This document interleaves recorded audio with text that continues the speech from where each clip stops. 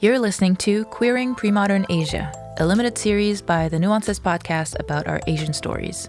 For transcripts, show notes, and more ways to listen and support, go to nuancespod.com. I'm your host and producer, Lazu. I'm a cis, straight Chinese-American woman who spent the last 9 months or so researching and developing this series. I'm so excited to be joined by Edmond Chan for today's episode. Edmond was a guest on Season 1, Episode 8. Hi, I'm Edmond Chan, a gay Asian-American historical violinist born and raised in Texas. Content warning, this limited series explores historical contexts of love, gender, sexuality, and cultural norms. Exploration of those themes should not be deemed as an endorsement of those practices. This is for entertainment purposes only. Mature themes may be explored. Some of the stories involve relationships between an older man and a teenage boy. This is not to say that we condone this today or that we should go back to the times of our ancestors. It was a different time with different norms, okay?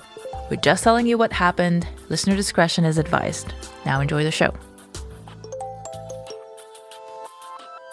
Episode 1. In Search of Prince Charming and His King. Many of the documented stories of male-male love came from the rich, mostly because for a long time, not many poor people were literate in a lot of places. In some regions, very little is known about the life of rural families.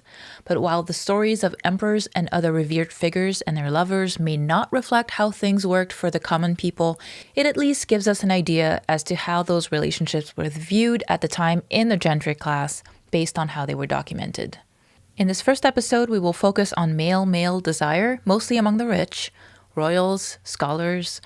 We have 3 famous stories of male-male love in Chinese imperial history. Not only did these stories make people swoon at the time, but they also coined new terms in the Chinese language.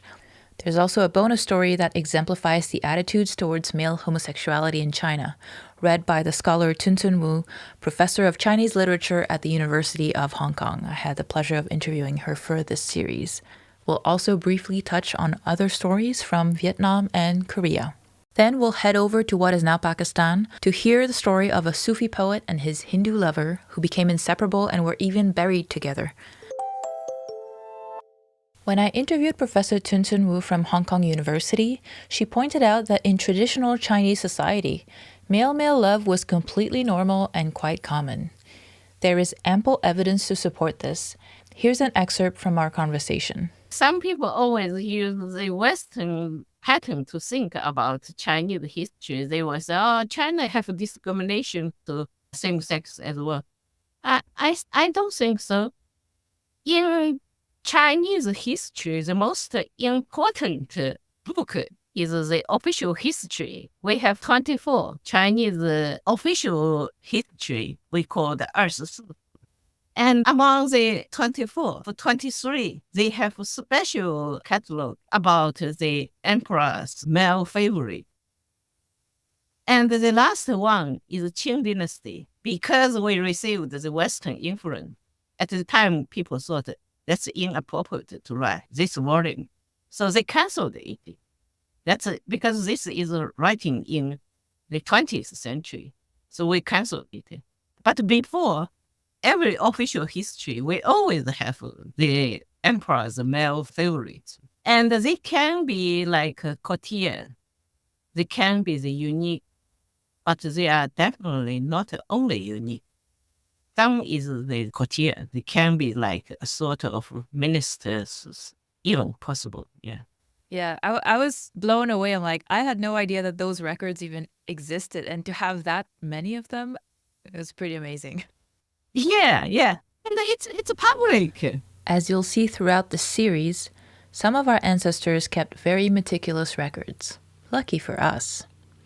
Now let's get to the stories you've all been waiting for. The first story is The Half-Eaten Peach, read by Edmond.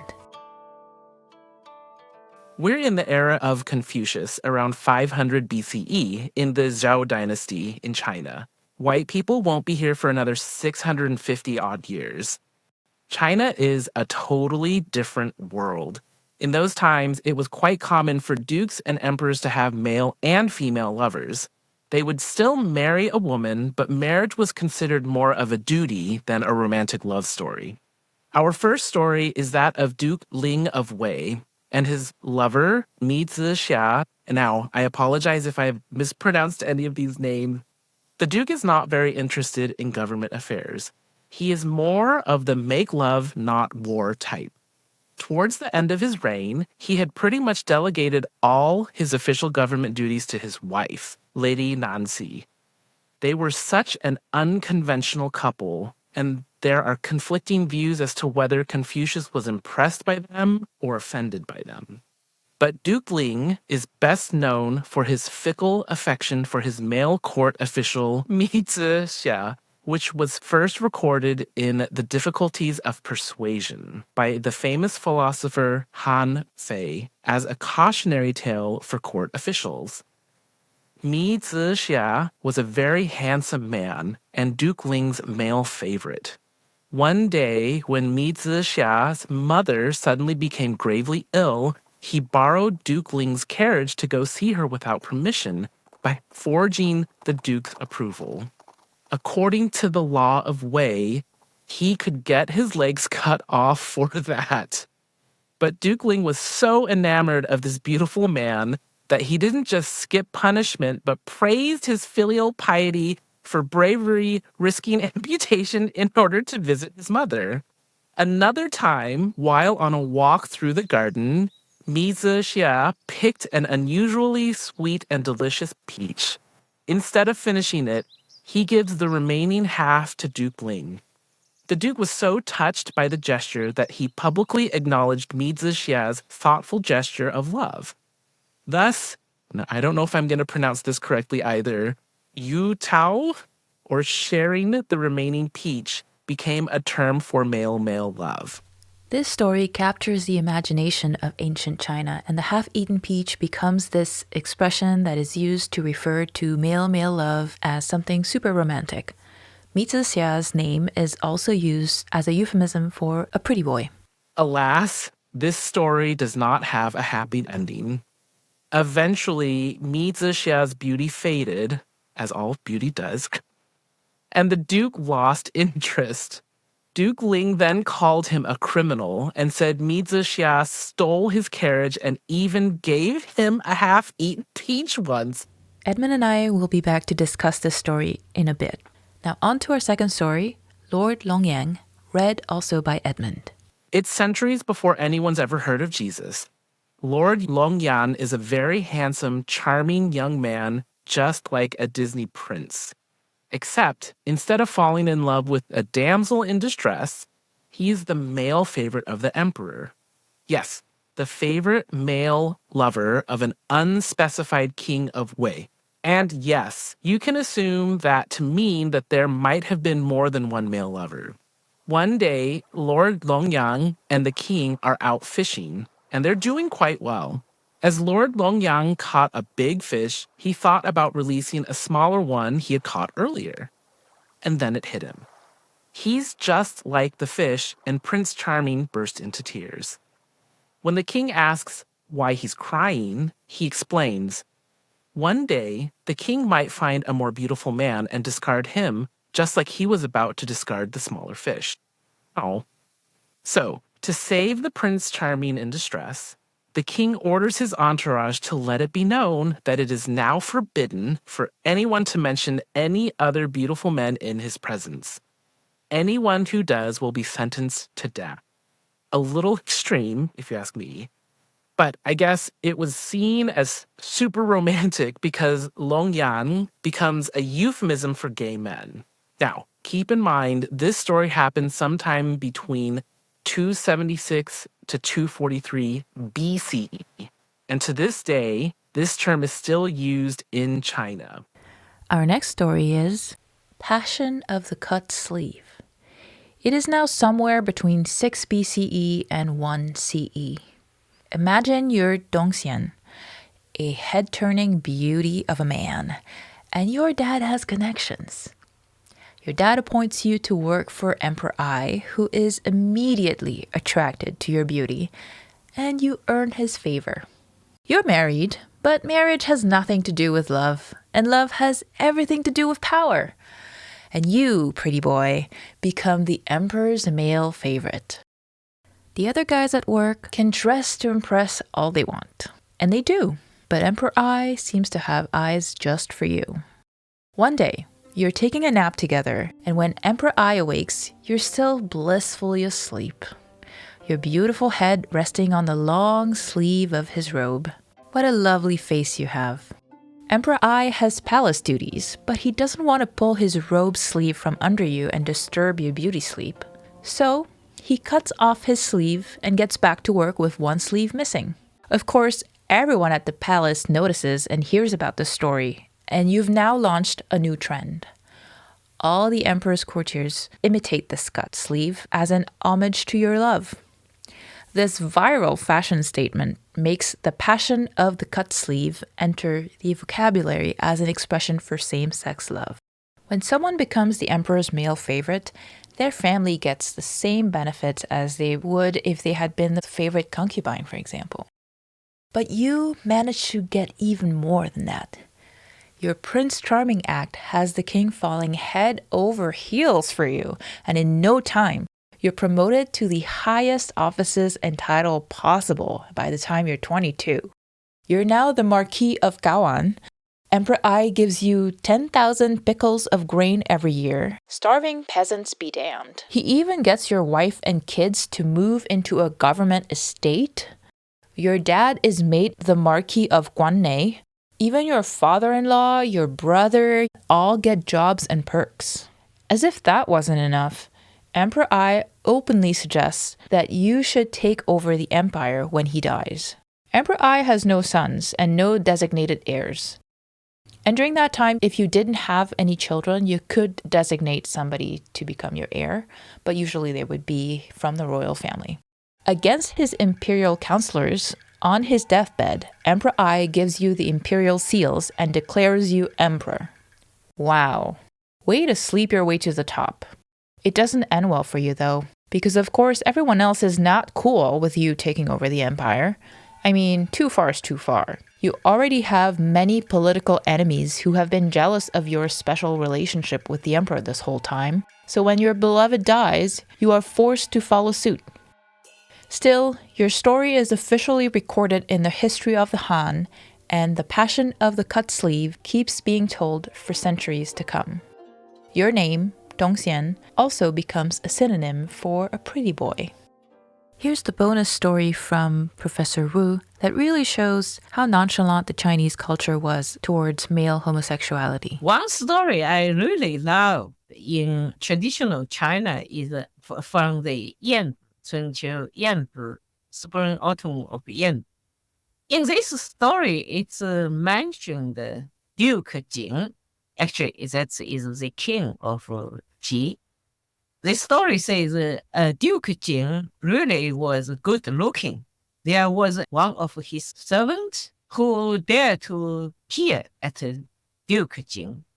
Duke Jing said to one of his attendants, ask him why he dared to peer at us.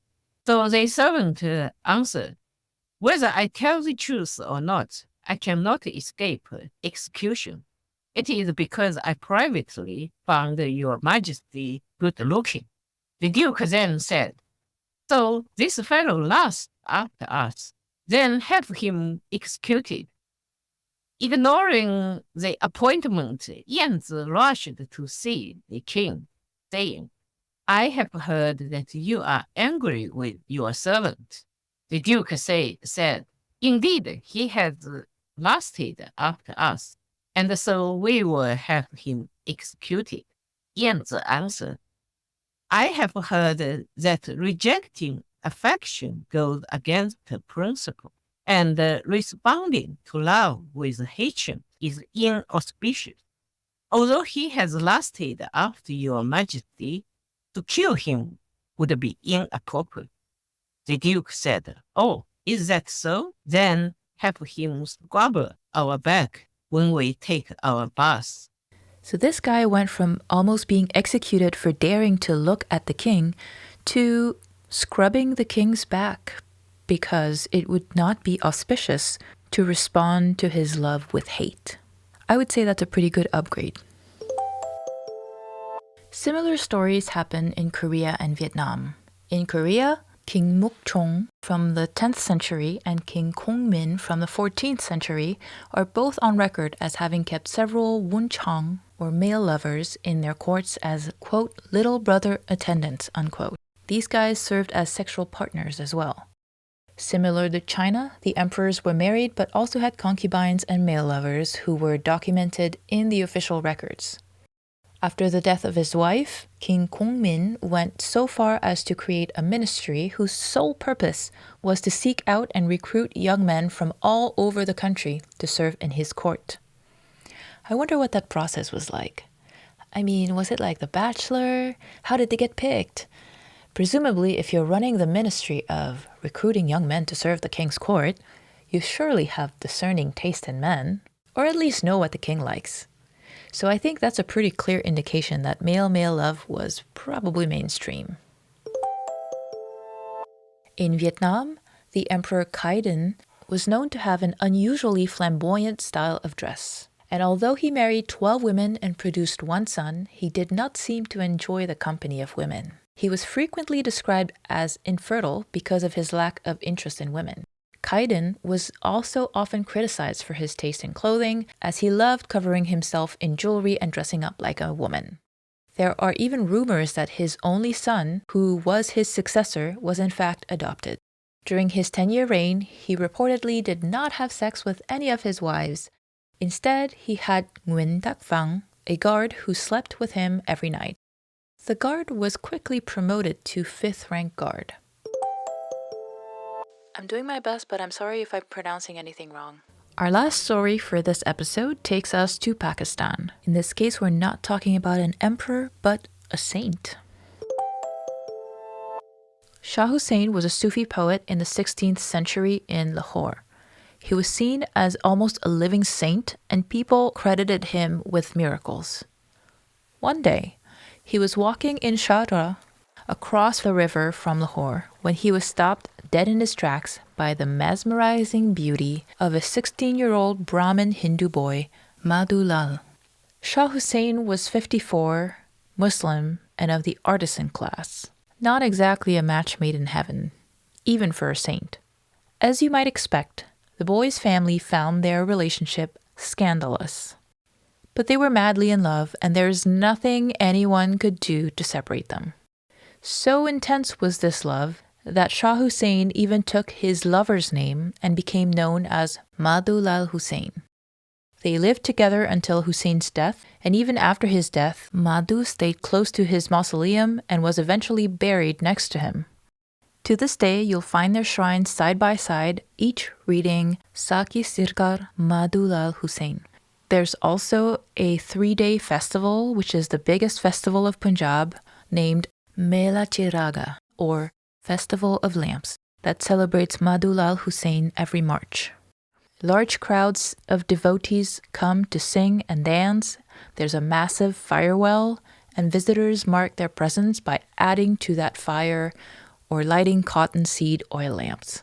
It is said that during the 18th century, Emperor Ranjit Singh would lead a procession from his palace to the shrine barefoot, accompanied by thousands of Sikhs, Muslims, and Hindus.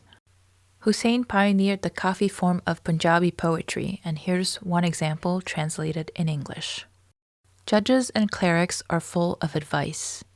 The righteous and wise show you the path, but love itself needs no guidance. That concludes the narrative portion of this episode, but don't go anywhere because Edmond will be right back and we're going to discuss all these stories and his take as a gay Asian man. Now, if you're enjoying things so far, it would be really helpful if you could go follow us wherever you're listening to right now on your podcast app and give us a rating or review. That really helps other people find us, or if you want, you could send it to a friend who might find it interesting. I don't see why anybody would not find this interesting, so send it to your friends. Sharing is caring, you know? A lot of research has gone into making this episode and all the episodes in this series. If you appreciate this work and would like to help support the podcast, you can do so at nuancespod.com/support, and I will be eternally grateful. It's always nice to feel appreciated. Now I'm going to bring Edmond back and we're going to talk about the first story, which was the half-eaten peach. Yay! I'm so excited to have you on this one. All right, so let's talk about the stories. Yes. Thoughts? That is so typical. But also, can I just say, the idea of pretty privilege, it's a thing, right? Like, I've had friends tell me, oh, no, Edmond, that's not a thing. And I'm like, yes, it is. In music, in the performing industry, I know, we see it all the time. And this is a perfect example. I mean, this is going back to 500 BCE. We're talking like a long time ago. Yep. Like, it's the same issue. It has always been happening. Yeah. So it doesn't surprise me that affections changed later. Wait, so when you said it's so typical, what do you mean by that? It's typical in the gay world, especially. How familiar are you with gay male culture? Not very. Okay, it's very superficial. And I know that there will be many white gay men who will gaslight me on this, and they will say that it does not exist. But they even talk about it in Will and Grace. When Will at one point says, why is it that gay culture doesn't uplift the older men of our community, blah, blah, blah. And then he picks up an issue of the Advocate magazine, and there's a picture of what we would call a silver fox, so an older gentleman with all gray hair on the cover, and his immediate reaction is, ew, why did they put this old man on the cover? It is a legitimate thing that in gay male culture, and I'm not sure if it's the same for lesbians or any of the other parts of our LGBTQIA plus community, but especially in the gay male community, being superficial is, we all understand that it's there. Some people accept it, other people deny that it even exists. But it's there for sure. Yeah. And this story, I read it and I'm like, oh, that's cute. And then I get to the end and I'm like, well, that's typical. But, it happens in the music community. It happens in the performance community. I know that if I looked a different way, that my career might be different. Yeah. And we see it happening all around us. Yep. So. I've often thought about starting an experiment where I release my music but put a blonde chick's picture on it and see how it does. Can I tell you what I've always wanted to do as well? Yeah. Have you heard of Scruff, Grindr, the gay dating apps? So I have profiles. We all have, not all, but many of us do. I mean, mine are just normal pictures of like me, a selfie here or there. And I have always wanted to actually find pictures of a white person and put that up, but everything else is the same. All of the text that I write is exactly the same, but put up a quote-unquote conventionally beautiful average, right, at like a conventionally good-looking whatever. Yeah. Because yes, I understand that everybody's preferences are going to be different. I totally understand that and I get that, but it is a different thing when people like you and me are put into the equation. Other people of non-white persuasion are put into the equation. Things go really kind of wonky and crazy in a very specific way.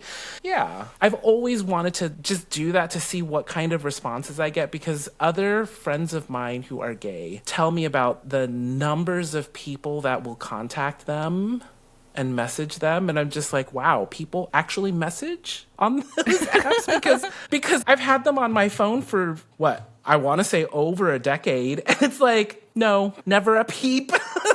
There are definitely beauty standards, and they definitely go all the way back to 500 BCE. Next, I asked Edmond what he thought about Longyang. What do you think of that story? It's interesting because I read the story and I think to myself, well, that's just gay people. There's a lot of ageism. For centuries, for thousands of years, the same themes keep coming up. Especially now, it feels like we are more open to discussing things, but also kind of not, because there's a lot of denial that happens as well. In what way? Denial that like these things happen. They brought it up in Will and Grace when I was saying earlier about that one episode. This type of thing happens often. That type of fear is in all of us, that somebody more beautiful, younger, whatever, is going to come along and take my place. As I was reading these the first time through it, I did think to myself, well, it's just history repeating itself over and over and over again.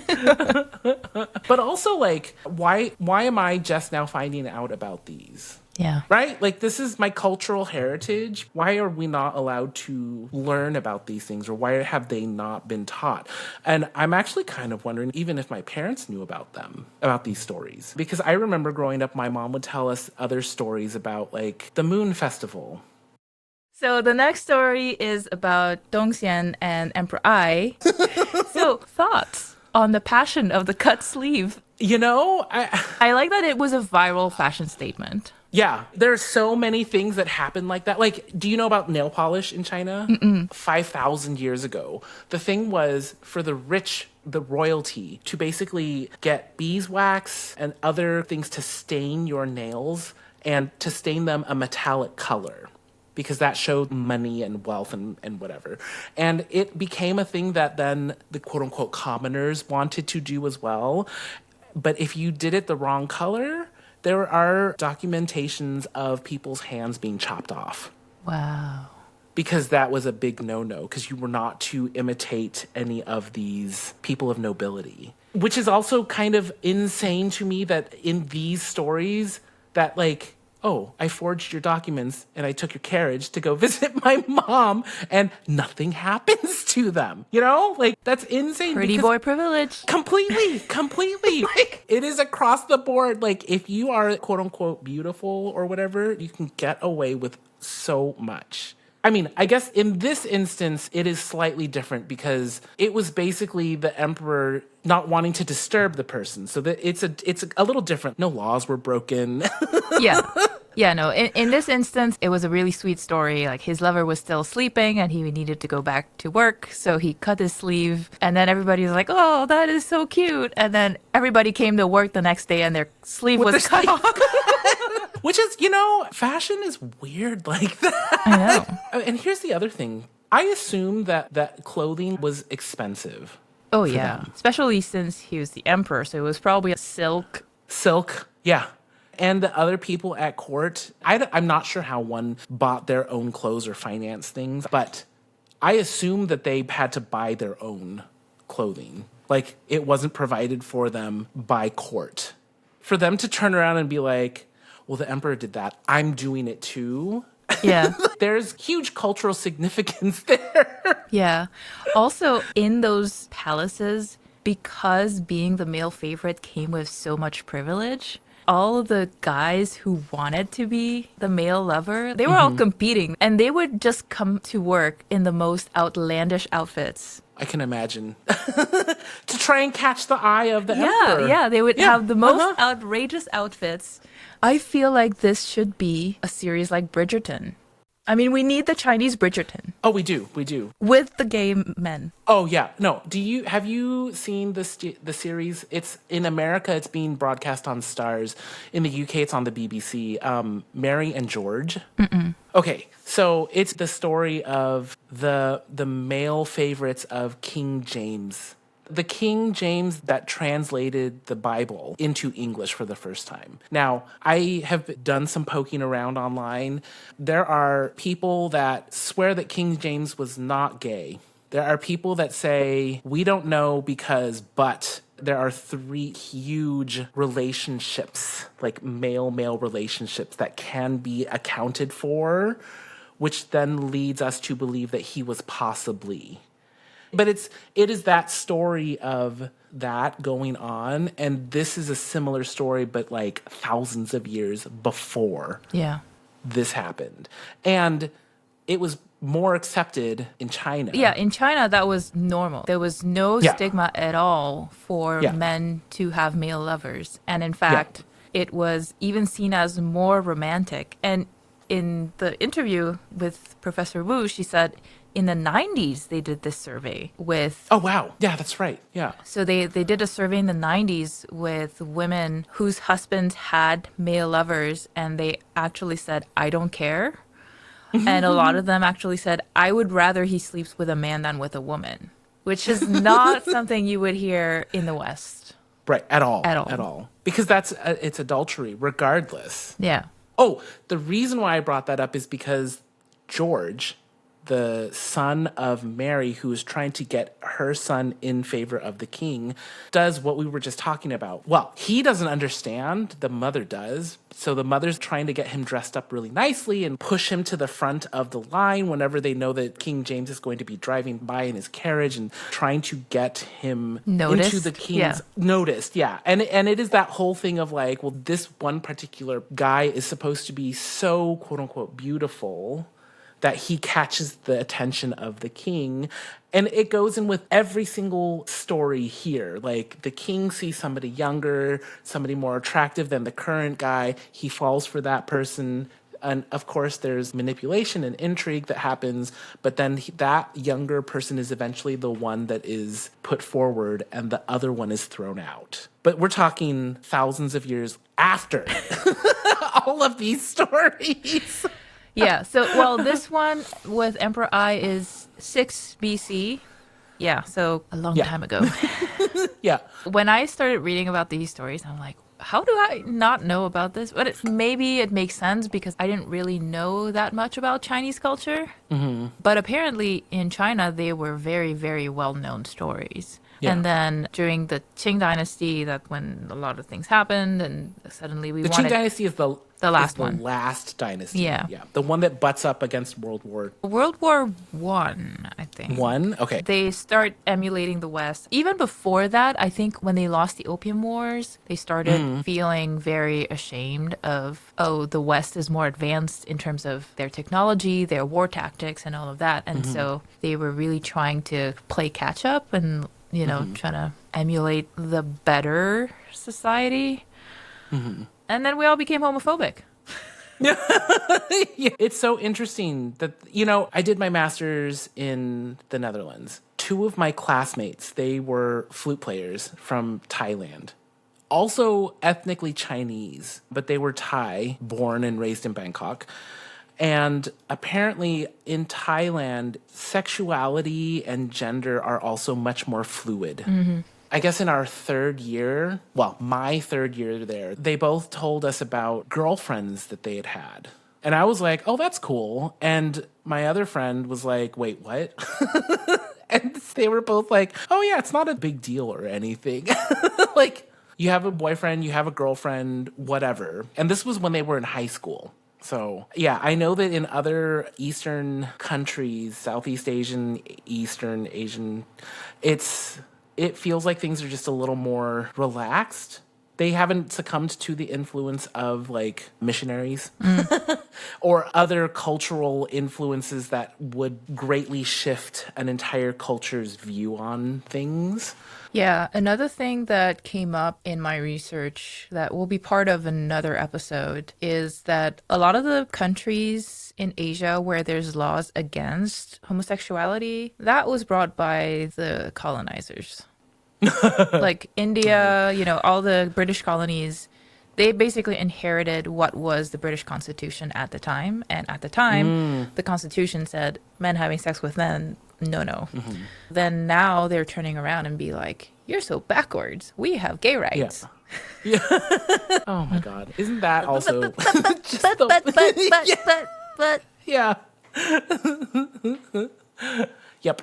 What do you think about the other stories, like the one about Pakistan and Korea and Vietnam? When I first saw this story, when you sent it to me, I actually was a little shocked. Yeah. Because as we go farther west, I think that there's a lot of preconceived notions that we are fed about that region of the world. Yeah. And we are not shown an accurate depiction of how things are. Yeah.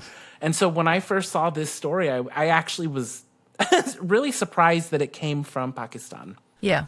And then that there's still actual celebrations to this person.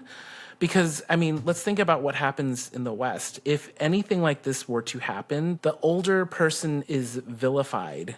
Yeah, so what I've seen is they are celebrated to this day, but I think there are also parts of the population who decide to interpret it as they weren't really lovers. Like there's a little bit of denialism that happens in some groups where Yeah. they're like, well, the poetry was not explicitly about him. And like, yeah, the poetry at the time, it was not super uncommon for men to write from a female perspective. It's like, okay, but pretty gay. Yeah, yeah. It's just like how people explain away former presidents and their dalliances with male lovers. Like, we're not 100% sure, but as you read the accounts, it's like, no, yeah, come on, guys. Yeah. The other thing that comes up a lot throughout all the research that I've done is the current labels that we use aren't really appropriate in a lot of ways, right? Yeah. Those stories in China, like in today's term, I guess they would be more bi than gay, most of them, right? Yeah. Or fluid. Yeah, and from the interview I linked to you, Professor Wu, she was saying, just because you slept with men didn't put you in a different category in society. We Right. make a separate category, like you're gay, right? But in a lot of those older societies, that was not a thing. Like that's just not how people thought about it. And so it was more like you're just a person, and then you happen to maybe sometimes have sex with people of the same sex. Right, yeah. I was actually talking to a friend about this the other day. I'm using non-specific pronouns for privacy reasons for that person. They were saying they're not straight, they're not bi, they're not gay or lesbian, but they have tendencies where if there's a connection, then they have no issues exploring that connection. And that the gay and lesbian, like the quote unquote binary system of you're this or you're not, those people have a huge issue with them saying this. And then the gay or lesbian or whatever, the very squarely in one way of being, actually then end up attacking that person, saying, well, you're erasing X, Y, and Z. And it's like, no. I am saying that this is how I identify. And I feel like it's one of those modern concepts of if I can't understand it, I'm going to attack it. And it happens in all groups. No group is innocent of that. Like every group does it. And you have to be able to catch it and understand what's going on and then actually take a step back and realize, oh, maybe I shouldn't be behaving in this way. Yeah. And I feel like modern terminology is just not suited to deal with some of these things because all of these stories feel very fluid in a way. And then in Korea, I couldn't find English sources for this other than Wikipedia, but if it did happen and he put out a search for the beautiful young men to serve in his court, I mean, that was the OG Bachelor. Right? The search has commenced. Everybody come hang out. Yeah. That surprised me. That there was this huge search for these. I mean, I guess it shouldn't surprise me because Western courts did the same thing. If you were beautiful enough to catch the eye of somebody in power in that court, you were then brought on as an attendant, lady in waiting, lord in waiting, like something, and you were elevated. So I guess it shouldn't surprise me. I guess that because I am so steeped in the whole Western thing, and I'm so far removed from my cultural heritage, I guess it shouldn't maybe surprise me that this kind of thing happened also in Korea and in probably also in China and probably also in Japan. And yet it does. Yeah. So, it's interesting. Throughout our conversation today, you're bringing up a lot of stories of kind of similar things that happened in the West. Yeah. Did you seek those out? How did you learn about those stories? I did seek them out, actually.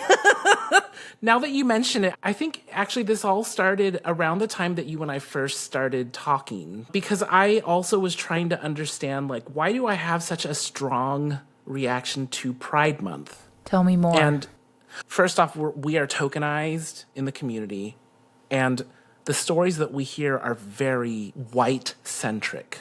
The way that it is marketed to all of us is very white-centered, and I started to look for other things on my own at that point, because I never felt a connection to Pride, ever.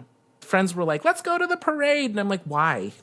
It's loud, it's hot, people are obnoxious. And when push comes to shove, I'm ignored by my friends, by the other people around me. And my experience going to gay bars is, I've walked up to people just to say hello. And the first words out of their mouth are, oh, I'm not into Asians. And they walk off. And I'm just like, That is so rude. I literally just said hello, and the words that come out of your mouth next are, I'm not into Asians. I'm sorry. I didn't ask if you were into Asians. I greeted you. That is so rude. And the proper response is hello. So I just started to kind of do my own poking around and doing my own research. And a lot of the Western stories that I know, I have gathered along the way because I'm a historical musician. Historical musicians should be doing a little bit of digging into composers' histories anyways. There are stories that start to come out and we all start hearing them, and other gay historical musicians that I know would then say, oh my God, did you see this thing? Did you know about this thing? And so we kind of share that stuff. I also do specialize in 17th and 18th century European music. Yeah. I think it would be different if I specialized in Yiwu, or in Mandarin, I guess in English people know it as the erhu, the Chinese violin. But I think just because of the way that my musical career goes, I naturally find more Western things. But now that I'm learning all of this stuff through my own kind of poking around and research, and also our conversations, it makes me want to know more. Yeah. I mean, I'm straight, so I don't share that same level of connection to those stories. But I think even if I was queer, I don't know that I would have known to look for them. Right. Yeah. One video that really sparked the curiosity in going down that path was a video that I saw on TikTok that talked about Tuershen. Was it Taoist god of same-sex love? Also depicted as a rabbit. We'll hear more about this god of same-sex love, Tuershen, in episode 5 of the series, Gods, Sex, and the Patriarchy. Once I saw that, I was like, wait, there's a whole god about this? There's a whole god, and there's a whole other history that I know nothing about. I've always been curious and wanting to learn more. And so it's definitely something that I more recently have been wanting to explore and do more research into, which is why when you emailed me about this, I was like, yes, of course. That's not even a question as to if I want to help with this or do I want to participate. I mean, the obvious answer for me is yes. Like the only answer. It's yes or capital, all in caps, yes. Like those were the two options that I had on my screen. So, yeah. Yeah, that's funny because partly what inspired me was the interview with you. Because you were saying how it's still something taboo, and same with CC, right? Like it's still something taboo in Chinese culture. And then also talking about the fact that the queer community also does not feel very welcoming. And then I saw a video on TikTok about the lesbian play that was written in 1651 in China. And I was like, oh, wait, there's got to be more, right? Yeah. And that, yeah. like, okay, so a lot of the people I'm interviewing from the queer community are saying kind of the same things, right? It's not well understood. It's still a bit taboo. People don't know how to talk about it. But then there's these stories, apparently, that, they're out there somewhere. And I wonder what would happen if I was able to get all of those into a limited series. Again, I'm straight. I'm just a curious person. But I feel like if I were queer, that those stories would mean something to me. Oh, I mean, it means so much. I think from a cultural standpoint to know that what I am experiencing personally as a gay, Asian, Chinese, male identifying person, that this is not a singular moment or a singular experience. That's an important thing, to know that this is not a singular thing, and to understand that culturally it has been a part of our culture is super important. Yeah. Because the important thing is that we understand that we are not alone. Because it's when we feel isolated and we feel like we are the only one experiencing X, Y, and Z that we then shut off ourselves from the people around us. Yeah. It's important that we know that we are not alone and that there is something more to this in our cultural heritage that should be explored and should be known, because in my mind, it is a travesty that we do not have this openness and this acceptedness in our culture anymore. Yeah. It's horrible. It's erasure. Definitely. It is erasure of a whole section of what it means to be Chinese, or to be, I mean, even if you don't identify as Chinese, but to be culturally from that region of the world, to have that entire section of your culture just completely erased, it's not okay. Yeah, and I was just so floored when I learned just how openly gay and bi people were. I mean, it's very different from women, though. Yes. Yes. Not as happy for women. But for men, I could not have imagined just how open they were about this. Like, Yeah. I mean, to the point where you sleep your way to the top and become emperor. Yeah. What? Yeah. Do you think it would have been helpful for you to learn about these stories when you were younger? Oh, totally. Yes. Yes. Because when I was growing up, there was a sense of a little bit of isolation, not being white and being gay, and also not being white and being in a very white cultural land. Yeah. I spent a couple of years in pharmacy school. It was a class of 200. There were quite a few Asians. And I noticed that they all tended to sit together, hang out together, go do things together. And I was the one lone Asian that didn't hang out with them. And there was another student, she's half Korean, half white. Her and I basically stayed away from all of them. I think part of that is because growing up, I had a very strong familial connection, and I had a very strong connection to my cultural heritage because of that and because of the way my mom raised us. But I always felt like an outsider. And then on top of that, I realized at a very, very, very young age that I was not like everybody else in the heterosexual meaning. And that was also very isolating. And I think that if I had had these types of stories growing up, I wouldn't have felt as isolated. Yeah. Because I would have understood that, oh, this has been going on for millennia. It's not just me feeling this way. Yeah. So it would have helped a lot, I think. Yeah. For me personally. Yeah. Do you think that this is something that you could send to your parents? Would they listen to something like this? Because I know, like, Asian parents, we don't like to talk about things. Mm-hmm. We'd rather pretend everything's fine. Yes. At least in front of people. Yeah. Yeah. And then when people aren't here, we don't want to talk. We talk about very superficial things. We just eat more food. Yes. Yeah. I'm wondering if this could be a way of having the conversation without having the conversation. Oh, right. You know, because it's not interactive. It's I'm sending it to you. You can listen to it whenever you want, if you want to, and you can take your time to process it before we have a fight about it. Right. Yeah. But I don't know, like, would even the idea of sending it to them be weird? That's an interesting question, because we basically don't speak about any of this stuff. Like, my parents never questioned, why don't you have a boyfriend? I am well past that age where I should have had a partner of some sort.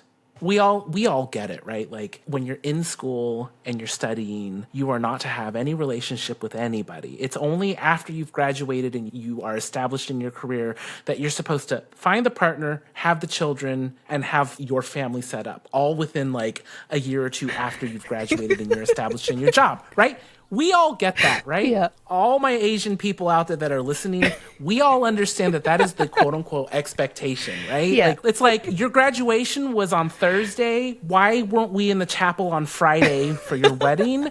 And why do I not have children? And now we are a year out from graduation. We all get that that's what's supposed to happen. I am now 20 some odd years beyond that. And my parents have never once asked about boyfriend, partner, nothing.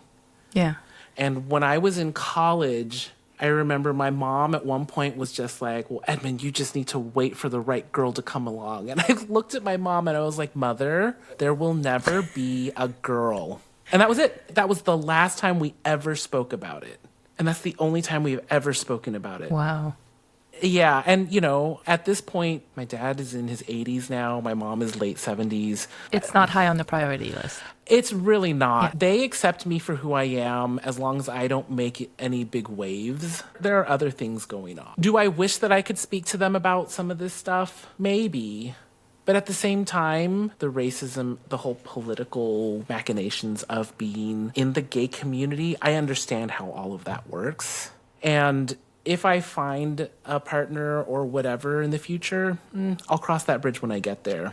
If I ever get there. And I think that if my parents ever wanted to listen to anything about it, or if they ever wanted to talk about any of it, they would hopefully feel comfortable enough to speak to me, because they've told me in the past, if you ever need to talk, we're here. And that was always about life stuff with the pandemic, career stuff, like, yeah.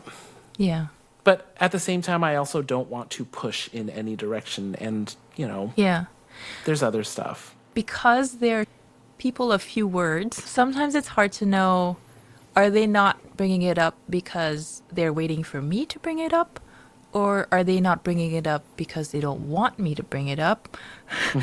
You know, maybe I'm assuming that they don't want me to talk about it. It's funny because as I was saying some of the things that I just said, I did think to myself, or should I just bring it up to them? I did think that as well. So it's like you're reading my mind. You're saying this and I'm like, I just thought that myself. Like, This is why we're friends. yeah. I was literally just thinking that. Yeah. I mean, I don't know. I feel like we're used to them not talking about things, and we have our own, I guess, stereotypes of what our parents are. Sometimes we can assume that they will be less flexible than they really are. But I also see your point about they're in their 80s. It's not something that you feel an urgent need to address right now. It doesn't seem like it makes sense, right? Yeah. Well, and you know that. So the interesting thing is, when my mom came out to the East Coast to visit once when I was a little younger, she met friends and colleagues in the historical community, and she met a gay couple married in a same-sex marriage. Can I tell you, my mom loves them. And it's constantly, oh, how are they doing? How is, you know, blah, blah, blah. And things, but she definitely was like, yeah, it's so great that they found each other and this and that and the other. And so I think that things have relaxed in that area. Yeah. Once they started meeting people and realizing, because I think the biggest fear for my mother, especially for my mother, because she told me this when I came out to her, is that she doesn't want me to have to deal with any of the stigma that comes with being gay. Yeah. And in the late 90s, we were just coming out of the AIDS scare. And so her idea of being gay was, you're going to pass away from AIDS. Because that's what she had remembered seeing in the news in the 70s. Right. So I think that had a big part to play with it. And once she started meeting other friends that were gay and lesbian and realizing, oh, they are actually in happy, committed relationships, that things kind of started easing up. And I remember one interaction with my father. So basically, I came out to my mother when I came back from being an exchange student in Germany for a year. I had to come back and repeat my senior year of high school. When I first got back, I came out to my two best friends from high school, like the next day. The one was, thank God, finally, it took you long enough to say the words out loud. And I was like, oh. And my other friend, he is very religious, but very liberal as well, which is an odd thing in South Texas, to be super religious and be super liberal. And he's fine with it too. They're both fine. When I told my mom, Those were the two people that she called to ask. She outed me without outing me. She outed me to them, even though they already knew. My mom then called my brother and my sister and did you know? And of course they didn't. So she outed me to them. And she must have told my dad, because the day after, or maybe 2 days later, my dad comes into my room, which was weird, gives me a hug, and he says, I love you regardless. And I'm just thank you for the hug. I think they are fine with my sexuality, whatever. But it's also just never been one of those things that I've ever had to bring up, because I've just never been able to find anybody that would want to date me. So yeah. Okay, I'm gonna have to pause here. As a straight woman, I was speechless at this point, because I know for a fact that if Edmond was straight, women would date him. No question. Absolutely no question. If you've been anywhere around the internet lately, you must have heard about the man versus bear debacle, and how a lot of women were choosing to be in the woods alone with a bear rather than a man. So as straight women, you can't really say that our standards are low, okay? We're choosing a bear over a man. So I really struggle to understand how it's possible that somebody who has so many great qualities that I know straight women look for is not seen as appealing to the gay community. Now, if you're from the gay community and you've gone through this as well, especially if you're from the Asian gay community, I hope that this helps you feel less alone. And if you're from the gay community and you're not Asian, I invite you to take this opportunity to reflect on whether you might have anti-Asian biases when it comes to gay men. Maybe you have subconscious biases, maybe you don't. I don't know. Biases are not something that we actively choose most of the time. They are just ingrained in us because of the society we live in. So if today's the day that you realize that you have anti-Asian biases, it's okay. Congratulations. Now you can do the work to unlearn if you so choose. Anyway, to end the episode, I asked Edmond what he would hope listeners would take away from the episode. There are stories out there from other cultures that describe beautiful, beautiful things. Love stories, for instance, what we were just talking about.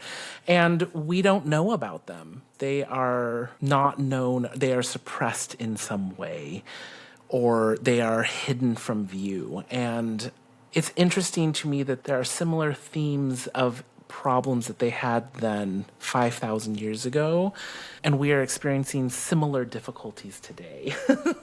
Yeah.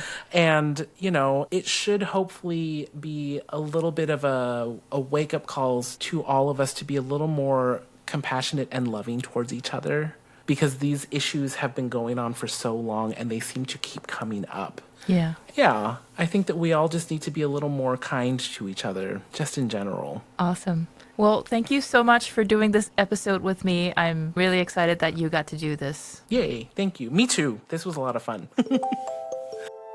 Okay, was your mind blown or was your mind blown? Male-male love did not just happen among saints and royals, of course. Here, Professor Wu shares what we know about attitudes toward male homosexuality among commoners in China. Do we know what the general public's attitude was? Do you think that it was more or less acceptable throughout China for men to have male lovers outside of their wife? To my knowledge, I think no big difference. The upper class make the same-sex love very romantic. They will say, oh, that's a pure love or something. For lower classes, for the working class people, they don't make it so romantic. But people thought it's normal. In traditional society, some situational homosexual behavior was everyone know it's very common, like in the temple. Because most monks, they are not allowed to have marriage. So same-sex love between monks, that is everyone know. And also for the soldiers, between soldiers. But not only these. I think even in common society, in the late Ming period, there is a short story that's called the Longyang East, the forgotten history of Longyang. Longyang, it means Catalan, male prostitute. If you recall earlier, I told you that Longyang became a term for gay men, but by the Ming Dynasty, it has become a term for male prostitutes. which is what Professor Wu is referring to now. It's all about the lower class, same-sex love, not only for male prostitute with upper class men, but a lot of prostitute customers, they are just common men, even very poor men. So this story, some is mentioned like some very poor men, but they don't have money, but they still want to sex. They go to the male prostitute and have sex with them and no money to pay. They simply, it's gay. I think we can see quite a lot of this kind of story. And in Chinese, like a joke, they mentioned a lot. There's actually a lot of material available documenting same-sex male relationships across Asia. We'll hear more of these stories in upcoming episodes, including pre-modern same-sex marriages. Yup, you better come back for that. Edmond and I had so much fun on this one. If you enjoyed it as much as we did, please send it to your friend. You know which one I'm talking about. The one you just thought of right now when I said this. Come on, don't be shy. Sharing is caring. If your excuse is that you're an introvert like me and composing a text feels like a workout, I get it. Go to nuancespod.com/introvert. I have a surprise for you. I would like to thank Edmond again for hosting with me today, as well as Professor Tunsun Wu for agreeing to have this interview with me. If you'd like to get in touch with Edmond, his links and bio are in the show notes. I will also have an episode summary in the show notes. And that is it for episode 1, In Search of Prince Charming and His King. This limited series is called Queering Premodern Asia. It is the 5th season of my podcast, Nuances Are Asian Stories. Okay, have you subscribed, followed, or added us yet? If not, now's the time. Be sure to follow us wherever you get your podcast or go to nuancespod.com because episode 2 is coming in 2 weeks and it's titled, But Where Are the Lesbians?